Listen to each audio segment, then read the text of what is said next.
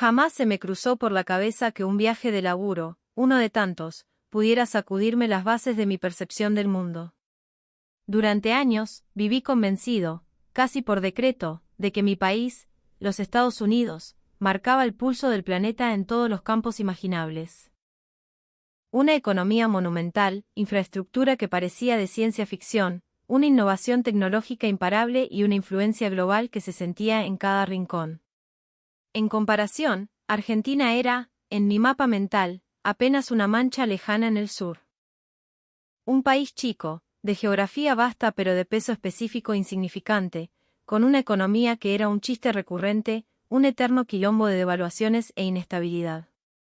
Un lugar atrapado entre potencias, incapaz de competir, condenado a la irrelevancia. Si le preguntabas a cualquier extranjero, estaba seguro, te hablarían de los logros de mi nación, Argentina, con suerte, la mencionarían por el tango o Maradona, un recuerdo folclórico, antes de pasar a otra cosa.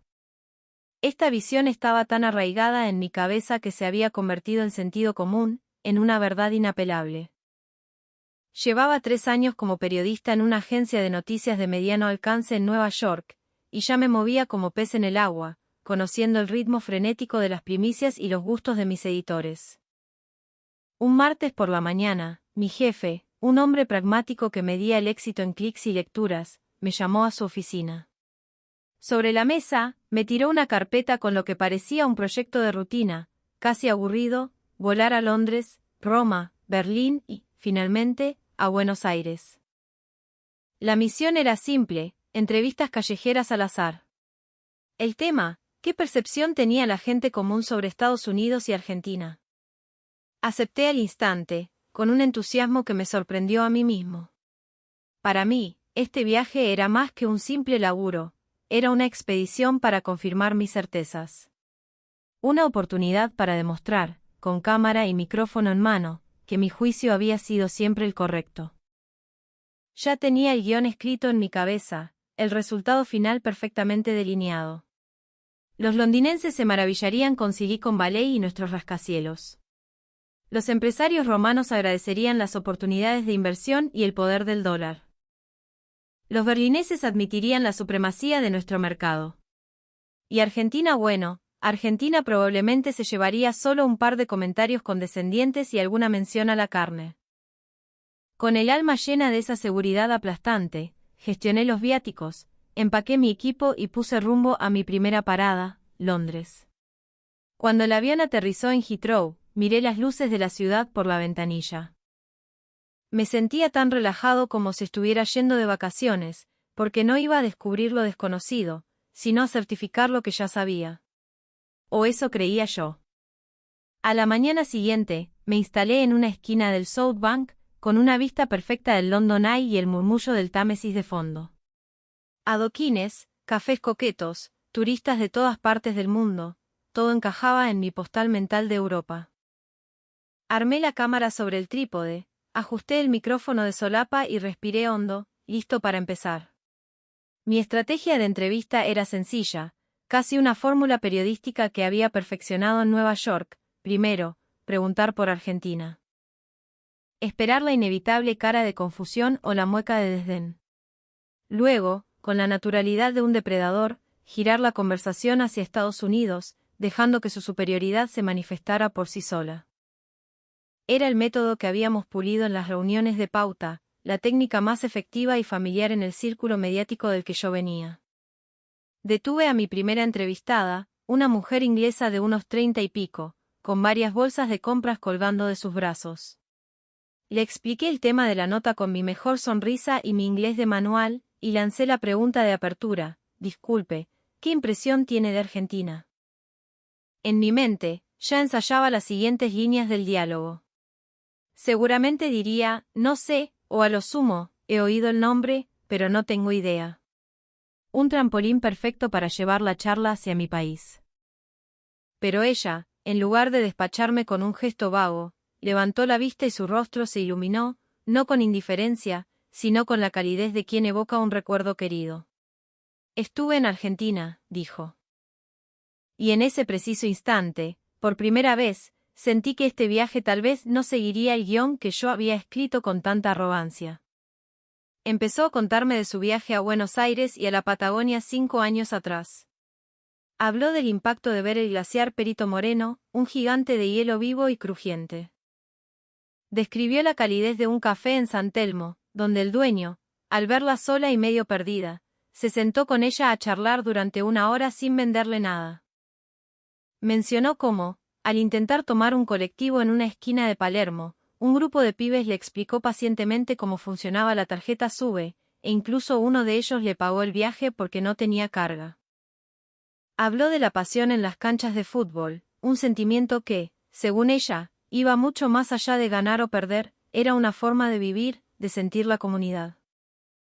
Cada detalle que narraba demolía un ladrillo del muro de prejuicios que yo había construido alrededor de esa idea de una Argentina insignificante. Lo que más me descolocó fue que no hablaba solo de paisajes, sino de la gente. Son increíblemente solidarios, afirmó. Hay una sensación de que, pase lo que pase, alguien te va a dar una mano. No es algo que se vea mucho por acá. Sentí una punzada de inquietud, pero me forcé a volver a mi plan original. Interesante, ¿y qué opina de Estados Unidos?, le pregunté, conteniendo la respiración, esperando escuchar los elogios que daba por sentados: poder, desarrollo, liderazgo. Su expresión, sin embargo, cambió por completo. Se volvió cautelosa, casi incómoda. Hizo una pausa y dijo: bueno, es un país impresionante, por supuesto. Pero a veces se siente un poco agresivo. Se refería a la cultura del trabajo, a la presión constante por el éxito, a una sensación de individualismo extremo que a ella, como europea, le resultaba ajena. Mencionó cómo amigos suyos que vivían en Nueva York hablaban del estrés, de la soledad en medio de la multitud.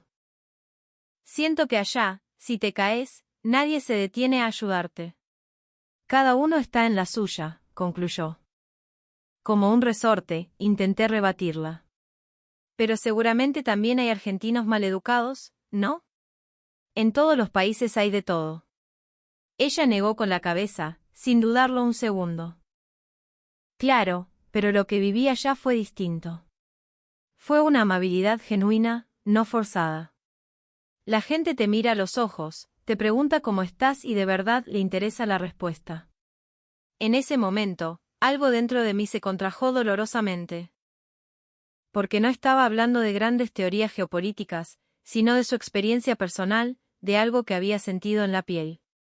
Aún así, insistí, casi sin darme cuenta de que mi tono se había vuelto defensivo. ¿No será que simplemente le cayó mejor Argentina? Quizás idealiza un poco su viaje. La pregunta quedó flotando en el aire y el clima se congeló. Me miró fijo, y su mirada amable se tornó fría. Solo me hizo una pregunta: ¿vos sos estadounidense? No. No respondí, pero mi silencio fue una confesión. Ella suspiró suavemente, un suspiro que no era de enojo, sino de una profunda decepción. Sin decir una palabra más, se dio vuelta y se fue. Su espalda no transmitía furia, solo un cansancio evidente. Fue la primera vez en todo el viaje que fui consciente de que yo no llevaba solo preguntas, sino un camión cargado de preconceptos. Esa mujer inglesa, con la simpleza de sus recuerdos, había rasgado la lógica comparativa que yo consideraba infalible.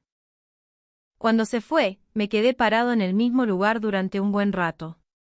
El bullicio a mi alrededor seguía siendo el mismo, pero de repente me sentí completamente aislado, terriblemente solo. Me repetí a mí mismo que era solo un caso aislado, mala suerte. Si le preguntaba a otra persona, la historia sería diferente. Seguí intentando, pero la situación no mejoró. Un hombre me dijo que le encantaba el cine argentino, es muy humano, muy real. Otra mujer mencionó que la música, el rock nacional, tenía un alma que no se encuentra en el pop comercial. Cada vez que mencionaba a Estados Unidos, la conversación se volvía lenta, las respuestas se medían con cuentagotas o, directamente, me decían que el tema era un poco sensible. Ni una sola persona se inclinó en la dirección que yo esperaba. Empecé a sentir una ansiedad creciente. Mis preguntas dejaron de ser neutras para convertirse en intentos desesperados de guiar la respuesta. Pero Estados Unidos es una potencia mundial, no está de acuerdo. Nuestros avances tecnológicos, nuestra economía, no son líderes globales. Mi voz, sin que me diera cuenta, empezó a subir de volumen. No me percaté de que ya no estaba escuchando, sino exigiendo que me dieran la razón. La gente comenzó a esquivarme. Algunos negaban con la cabeza y agitaban la mano para que no me acercara. Otros simulaban atender una llamada y se alejaban a paso rápido. Vi a más de uno cruzar la calle para evitar mi cámara. Las miradas a mi alrededor se volvieron de recelo, de cautela. Yo, en mi ceguera, lo interpreté como una señal de que mis preguntas eran demasiado incisivas, demasiado profundas. Hasta que, unos minutos después, 2 policías uniformados se acercaron. Me informaron, con una calma típicamente británica, que no tenía los permisos necesarios para filmar en esa zona y que, además, habían recibido quejas de que estaba acosando a los transeúntes. Acosando. La palabra me cayó como un martillazo. Intenté explicarme, balbucear que solo estaba haciendo preguntas, que quería conocer opiniones. Pero al recordar las caras de la gente que se había alejado a toda prisa y mi propio tono, cada vez más agresivo, no pude articular una frase coherente. Me ordenaron que dejara de filmar y guardara el equipo de inmediato. Su actitud no fue grosera, pero no había el más mínimo margen para la negociación. Obedecí como un autómata. Mientras guardaba la cámara en su bolso, sentí que las miradas de la gente a mi alrededor no se habían disipado. En ese momento, comprendí que yo no estaba del lado de la verdad, sino que me había convertido en el tipo que incomodaba a todos. De vuelta en la habitación del hotel, reproduje el material que había grabado. En la pantalla, vi a un tipo tenso, con una expresión rígida y una voz insistente. Cada pregunta que hacía estaba cargada de parcialidad. Y los peatones, o bien se quedaban en silencio, o retrocedían un paso. Intenté justificarlo con la vieja excusa de que los medios europeos tienen un sesgo anti-estadounidense. Fue un intento patético de contener el derrumbe que sentía por dentro. Porque si admitía que el problema era yo, estaría admitiendo que este viaje, desde su inicio, estaba desafiando la estructura misma de mi visión del mundo. Esa noche apenas dormí. Finalmente, me di cuenta de que a Londres no solo había traído mi equipo de filmación, sino también una actitud que no admitía cuestionamientos. Y la realidad, de la forma más directa posible, me estaba diciendo que esa actitud, aquí, simplemente no funcionaba. Pero todavía me resistía a aceptarlo. Me dije que no importaba, que era solo la primera parada. Europa está lejos de América, la información llega distorsionada. Reservé un vuelo a Roma, convencido de que allí las cosas serían diferentes. Al cerrar la puerta de la habitación, no tenía idea de que la experiencia de Londres no había sido una excepción, sino el prólogo de lo que me esperaba en cada nueva escala. Al dejar Londres, no paraba de repetirme que solo había sido mala suerte, que la visión europea estaba distorsionada por una vieja rivalidad. Puse todas mis esperanzas en Italia. Roma. Un lugar más pasional, con lazos históricos con Argentina a través de la inmigración. Estaba seguro de que allí encontraría gente que reconocería el poder y la influencia de mi país. En el avión, repasé mis notas, inversiones, acuerdos comerciales, influencia cultural a través de Hollywood. Esta vez, me dije, no necesito que todo el mundo ame a Estados Unidos. Solo necesito que admitan que es más relevante que Argentina. Roma me recibió con su caos glorioso, el aroma a café y a pizza recién horneada, el zumbido de las vespas, el griterío de los vendedores en los mercados. Una energía vibrante, mucho menos fría y distante que la de Londres. Recuperé el ánimo y me adentré en el barrio de Trastevere, con sus calles empedradas y su atmósfera bohemia. Empecé a entrevistar gente. Al principio, la cosa pareció ir mejor. Los italianos, en su mayoría, se detenían a escucharme, incluso admitían con cierta reserva que Estados Unidos era un mercado enorme y un país poderoso. Sentí un alivio inmenso, como si por fin hubiera vuelto al carril que conocía. Inmediatamente, lancé mi pregunta de seguimiento. Entonces, comparado con Argentina, prefieren a Estados Unidos, ¿verdad? La influencia es obviamente mayor, ¿no están de acuerdo? Y justo en ese momento, el aire volvía a cambiar. La sonrisa del entrevistado se congelaba. Alguien miraba su reloj y decía que tenía que irse. Otro murmuraba un vago, bueno, no se puede decir así. La mayoría simplemente asentía por cortesía y se escabullía. En cuanto introducía la comparación, casi todos se echaban para atrás. No es que se opusieran o discutieran, simplemente se negaban a continuar la conversación. La situación se repitió una y otra vez, y mi frustración crecía por momentos. ¿Por qué se negaban a responder directamente? Tan difícil era admitir que un país era más fuerte que el otro. En mi peor momento de desánimo, vi una pequeña heladería artesanal con una bandera argentina colgada en la ventana. Vendían helado de dulce de leche y alfajores.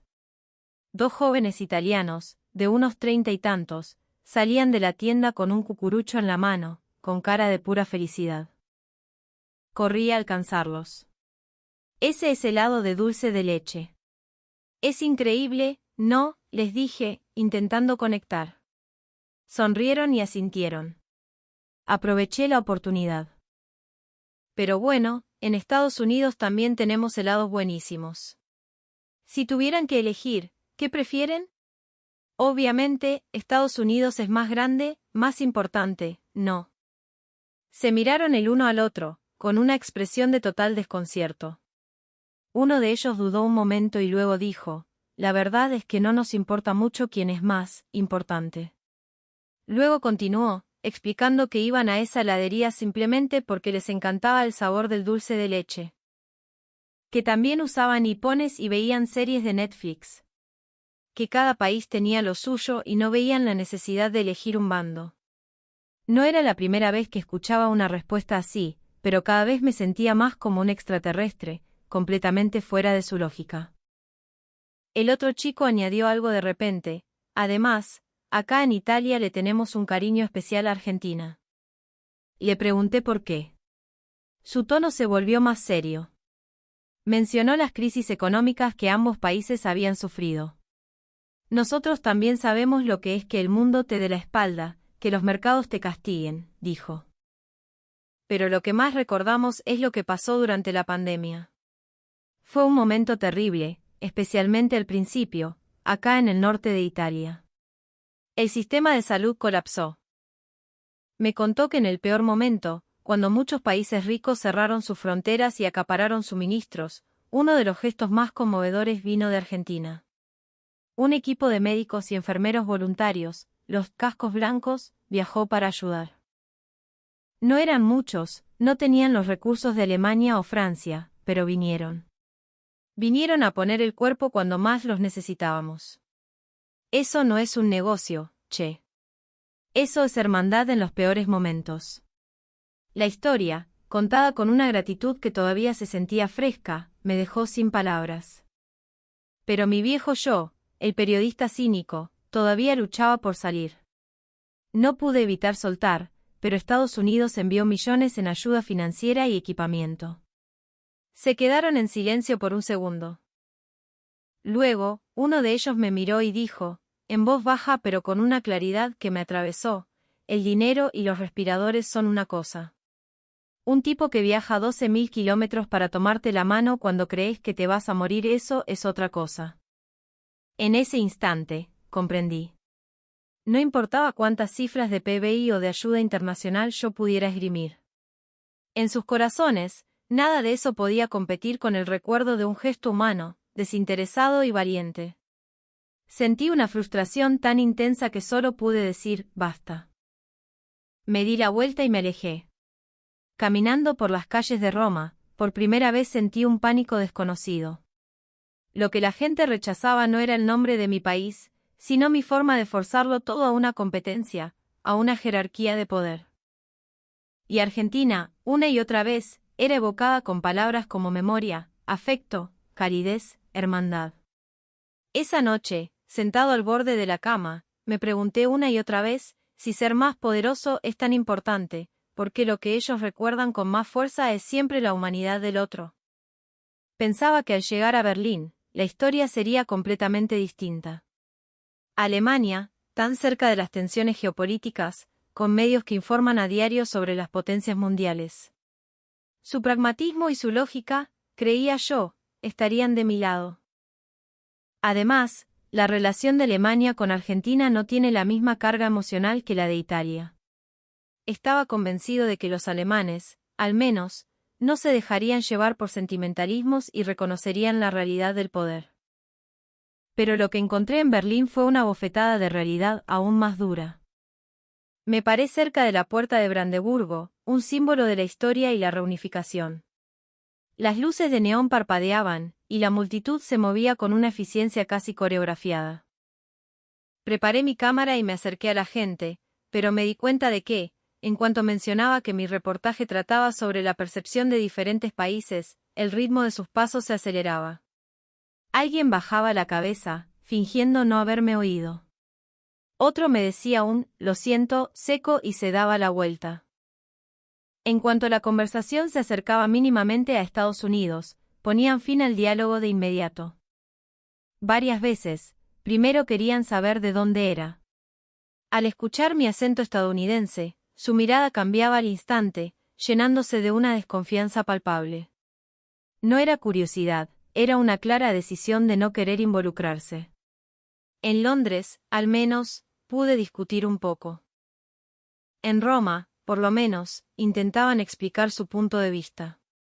Pero en Berlín, la reacción más común era un rechazo directo, una barrera invisible pero infranqueable. La ansiedad empezó a consumirme, porque me estaban negando incluso la oportunidad de plantear mi comparación. En un acto de desesperación, intenté detener a un hombre de mediana edad.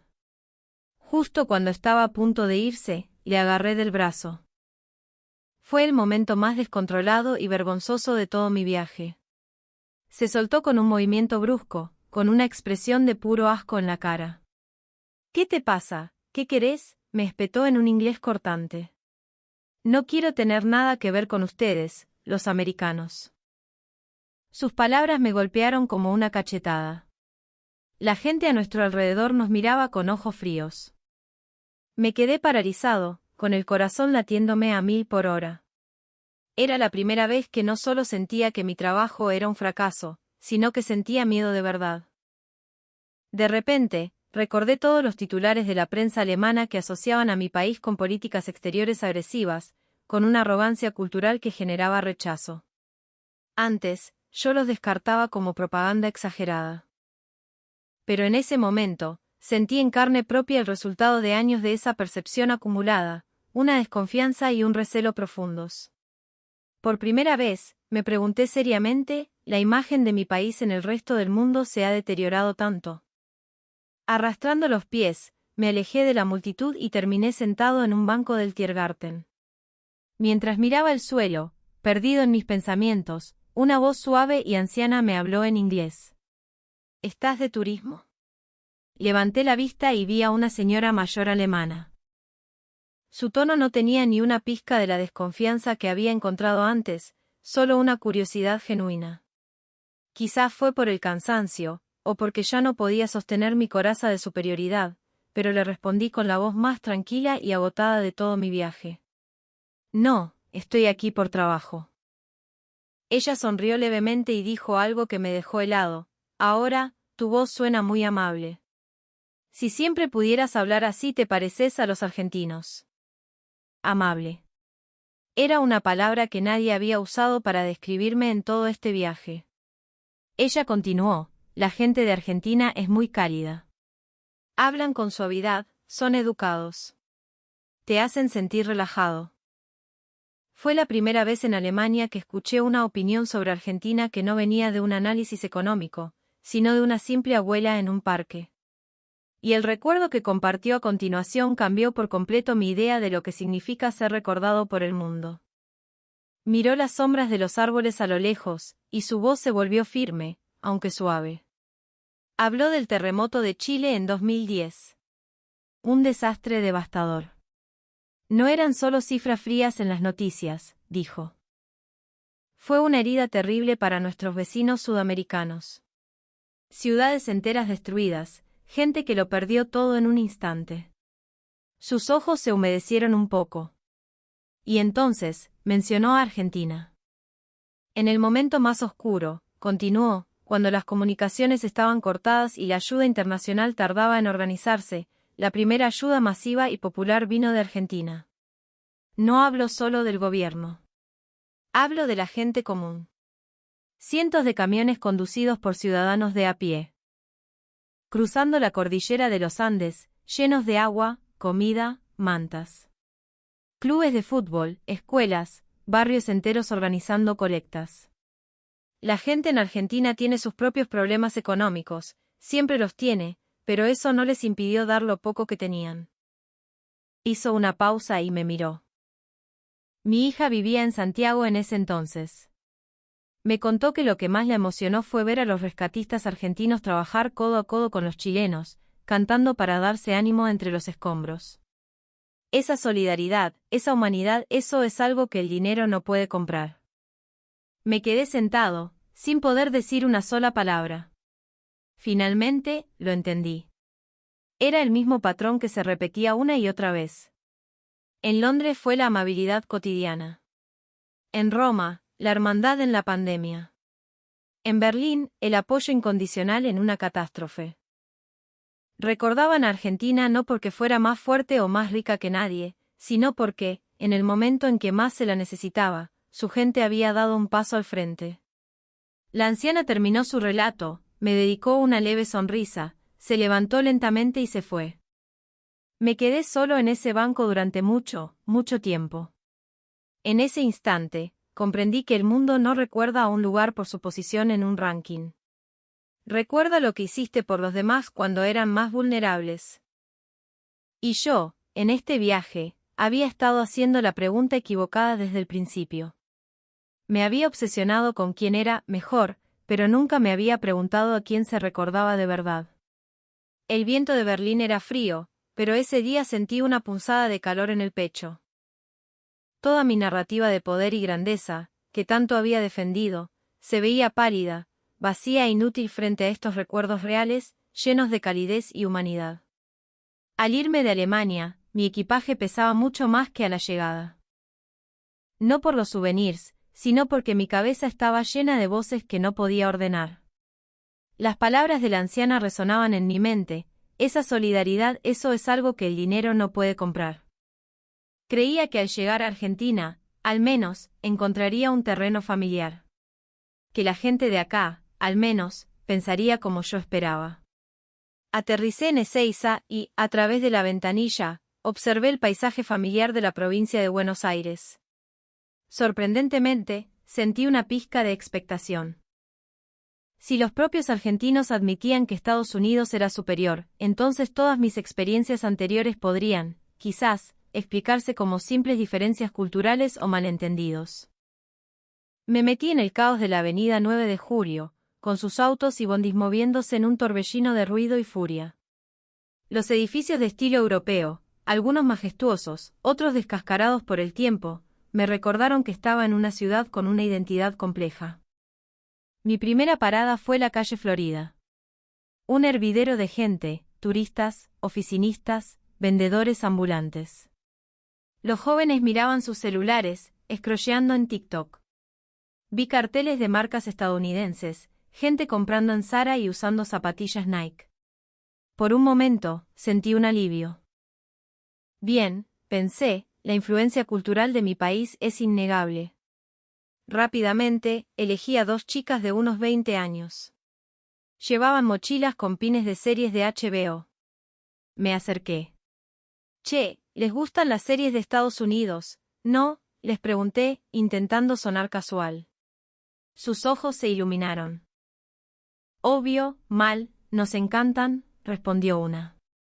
Estamos esperando la nueva temporada de Succession. El corazón me dio un vuelco de alegría. Aproveché el momento. Entonces, seguro piensan que Estados Unidos es un país mucho más avanzado que Argentina, ¿no? ¿Les gustaría vivir allá? Las dos se quedaron mudas por un segundo. Se miraron, confundidas. Una de ellas, con cuidado, respondió, no sé si, avanzado, es la palabra. Es distinto. La otra continuó, nos encanta la cultura, las pelis, la música. Pero vivir acá tenemos a nuestros amigos, a la familia. Acá, si te quedás sin laburo, sabes que alguien te va a invitar a comer un asado. Allá, parece que te quedás solo.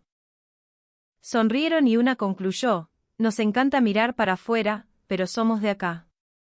No nos cambiaríamos por nada. En ese instante, me di cuenta de mi error fundamental, había confundido el consumo cultural con una aspiración política o existencial. No me detuve. Seguí entrevistando a más gente, un oficinista apurado, un estudiante universitario, una jubilada, un vendedor callejero. Una y otra vez, les planteaba la misma pregunta, ¿Estados Unidos o Argentina? ¿Cuál es mejor? Y las respuestas, increíblemente, eran casi idénticas. Nadie decía que mi país fuera malo, ni que Argentina fuera la gloria. Simplemente, con una calma que me desarmaba, decían, son formas de vida diferentes. Nosotros valoramos otras cosas, el tiempo con los nuestros, la libertad de decir lo que pensamos, aunque sea para quejarnos. Acá se vive con más tranquilidad, a pesar del quilombo. Un hombre de traje, que claramente venía de una oficina, me dijo una frase que me dejó sin palabras, pibe, si todos los días te tenés que medir con el de al lado para ver quién la tiene más larga, la vida se te vuelve un infierno. Parado en medio de la multitud, por primera vez sentí una profunda sensación de pérdida. Esa idea de inferioridad que yo había intentado imponerles a los argentinos, en su mundo, simplemente no existía. No tenían apuro por demostrar nada, ni necesitaban rebajar a otros para sentirse validados. Esa tarde, sentado en un café de la calle Corrientes, mirando a la gente pasar, de repente caí en la cuenta de que quizás había malinterpretado a este país desde el principio. Yo creía que Argentina estaba compitiendo con mi país, pero para muchos argentinos, ellos simplemente estaban ocupados viviendo su vida. Y esa forma de vida, con sus códigos y valores, era exactamente la que los extranjeros en Londres, Roma y Berlín me habían elogiado una y otra vez. Una inquietud sin precedentes se apoderó de mí. Si ni siquiera los propios argentinos compartían mi lógica de comparación y poder, ¿dónde iba a encontrar las respuestas que había venido a buscar? Sabía perfectamente que había llegado a un punto de inflexión del que ya no podía escapar. Y el golpe de gracia llegó, como era de esperar, de la persona que menos me lo esperaba, un compatriota, un estadounidense viviendo en Argentina. Pensé que era mi última oportunidad. Si él, con su propia boca, decía que Estados Unidos era mejor, mi reportaje al menos podría salvar algo de su propósito original. Lo encontré cerca de una universidad en el barrio de Belgrano. Un chico de unos 25 años, con un acento inconfundible de la costa oeste. Me contó que llevaba 5 años en Buenos Aires, estudiando un posgrado en literatura. 5 años, pensé. Tiempo más que suficiente para haberse desilusionado. Casi sin preámbulos, le lancé la pregunta. Entonces, seguro que pensás que Estados Unidos es muy superior a Argentina, ¿no? La infraestructura acá es vieja, los pagos electrónicos son un lío, allá todo funciona mejor, ¿a que sí? Ya le había preparado la respuesta en mi cabeza. Pero él se quedó pensando un segundo y, con total seriedad, me dijo, no. De hecho, creo que Argentina es mejor. Creí haber oído mal. ¿Cómo? ¿No sos estadounidense?, le pregunté, subiendo el tono. Mi reacción pareció asustarlo, pero aún así, me explicó con mucha educación. Argentina es una sociedad con un calor humano que no encontrás en casa.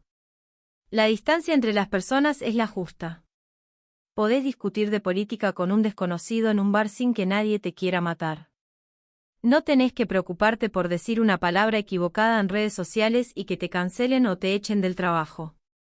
El sistema de salud pública, con todos sus problemas, te da una seguridad que nosotros perdimos hace mucho, saber que si te pasa algo, te van a atender, sin importar cuánta plata tengas en el bolsillo.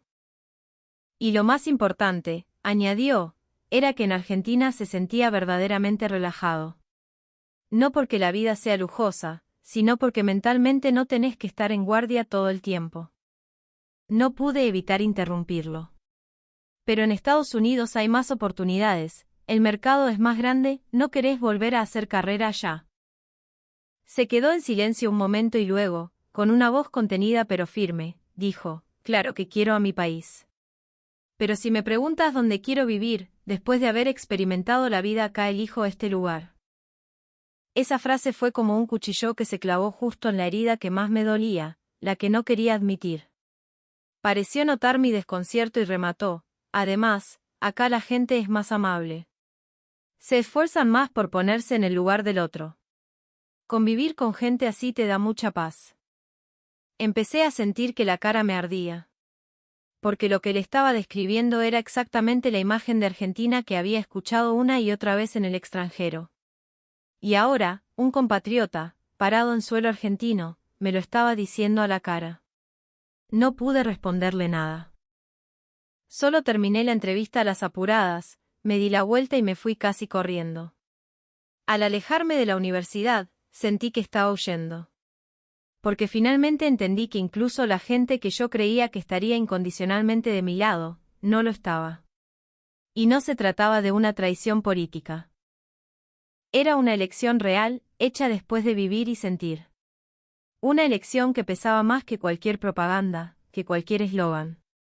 Una elección mucho más real y, para mí, mucho más dolorosa. Esa noche, solo en mi hotel, repasé una y otra vez las grabaciones. No encontré ni una sola frase, ni una sola imagen, que pudiera defender la postura con la que había llegado.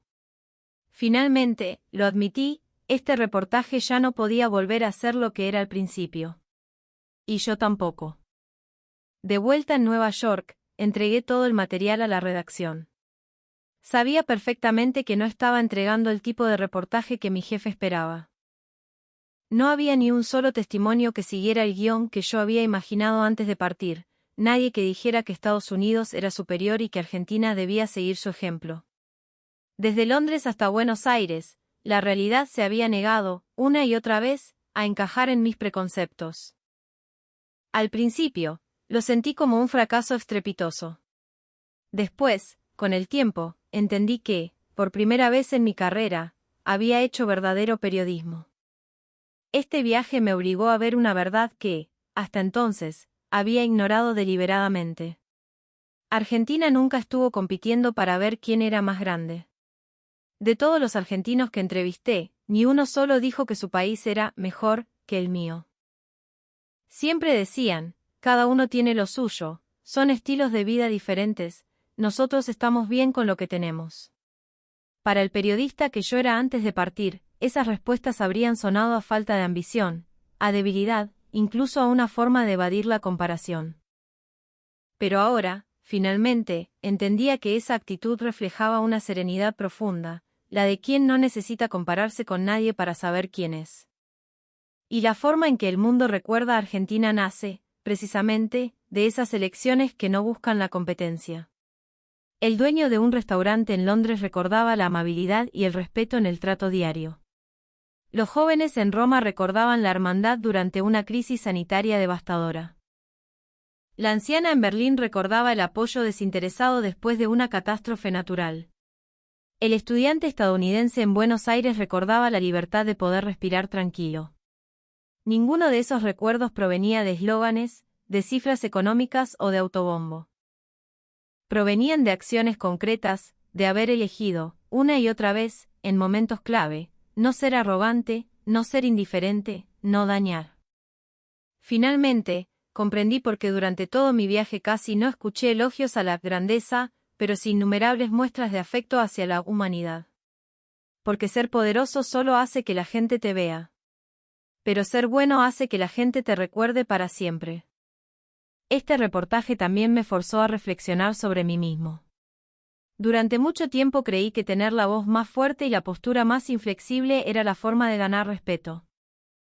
Pero la realidad me enseñó que intentar enaltecerte a vos mismo rebajando a los demás, al final, solo te hace parecer más pequeño. Lo que Argentina me mostró no era debilidad, sino una forma distinta de fortaleza, la de usar la energía para construir en lugar de para destruir, para conectar en lugar de para dominar. La calidez no significa no tener convicciones. La humildad no significa no tener carácter. Es precisamente esa cultura, acumulada durante generaciones, la que le ha ganado a Argentina una confianza sólida y genuina a nivel humano, más allá de los vaivenes de la política internacional.